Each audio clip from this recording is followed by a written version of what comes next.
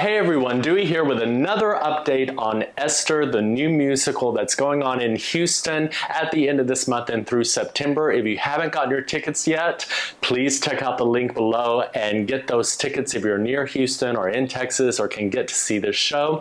Rehearsals are in full swing. They're making some fabulous progress on the show. I wanted to talk today a little bit more about the process and talk about what the show actually is, talk about the story, talk about the format, and a little bit about the music. So when I first started researching the story of Esther and reading the various versions of the story and doing the in-depth kind of analysis that you do on it, you're always looking for themes that you can pull out, and one of the big tasks was how to bring the story of Esther into the now, to modernize it, to look for some of the themes that will really resonate with an audience now. And of course, initially I was really struck by the idea of female empowerment, because it is such an incredible female empowerment story for a woman at that time in a patriarchal and male-dominated society to be able to do what Esther did.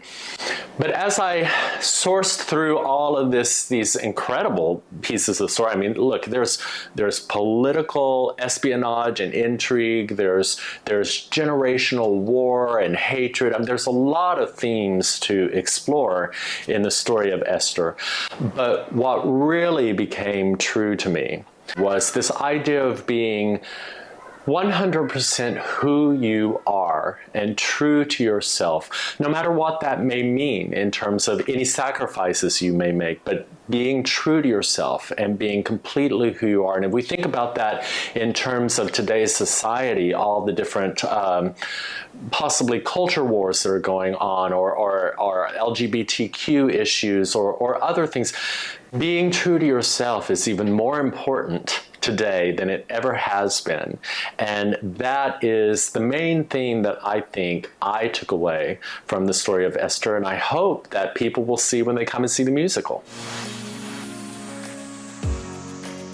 The format of Esther is really interesting because when I was first given the project, we were asked to write a dance musical. And of course, the question, I mean, we have some wonderful dance musicals out right now. Illinois, we had Contact many years ago, Moving Out, some of those wonderful dance musicals. But the challenge came in how do you create a true narrative musical from point A to point Z and have it be a sung-through musical, but have the leads be dancers who are not going to sing. So for me, it became a very fascinating exercise in working with two languages, the language of singing and the language of dance, and how can those meet equally and exist together and in fact communicate together without just being one being done to the other, just dances being done to the songs, where the characters truly interact with one another in their respective languages. And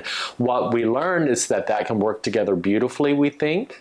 And I certainly hope that the person that's going to be the translator between those two languages and the format of Esther is you, the audience, that you're going to absorb that and you're going to translate what the two languages are saying to one another. So when you come to see Esther, I think you're going to see a fabulous sung-through musical that is just so beautifully danced, and I think it's an interesting format. The music, I talked a little bit last time about writing the libretto and what that entails. And of course, you have to work with some very talented composers as a scriptwriter. And we have David Wise and Jeremy Johnson, who are just both incredibly brilliant musicians and writers. I have a musical background as well, as many of you know, as a pianist and singer.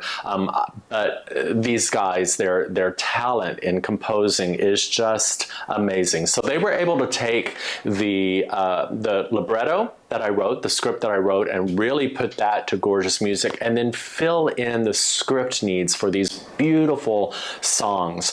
What I can tell you is that it's not going to be what you expect, and that's the fun part. I think when people think of some things like that may be ancient or may have biblical text or something like that, they think of a little bit of a neat, you know, sort of contained style of music.